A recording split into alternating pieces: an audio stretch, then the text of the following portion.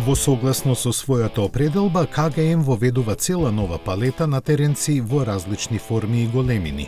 Првото потполно електрично возило на КГМ е Торес EVX модел кој има своја персоналност и додадени дизајнерски елементи кои го одвојуваат од бензинецот. Тоа се забележува на предниот дел кој го отстранува малку лутото лице во корист на поелегантен, почист распоред со карактеристични 6 отвори кои се дел од решетката. Истиот рецепт е применет на задниот дел каде повторно се интегрирани 6 отвори. Овие отвори всушност се дел од символите на Кореја и ги обележуваат сонцето и месечината. Торес EVX дизајнерски отскокнува од останатите возила во оваа класа со изразениот дух на авантура, со карактеристична фигура и нагласени остри рабови, што го одвојува од сите понудени електрични кросовери. БИТ го испорачува комплетниот погон. Електромоторот е поставен напред заедно со менувачот. Батеријата Blade, што го напојува, сместена е во подот, има нето капацитет од 73,4 киловат-часови и таа обезбедува автономија до 450 км. Максималната брзина на полнење е 145 киловати и ја полни батеријата од 10 до 80% за 37 минути. Исто така, КГМ ја напоменува структурата литиум железофосфат на батеријата, која е многу попогодна за репетитивни брзи полнења, што е добра предност.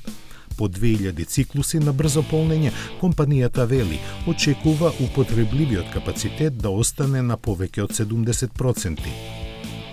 Во рутата подолга од 300 км од Европа се префрливме во Азија, каде имавме можност да го возиме Торекс EVX по различни патни инфраструктури.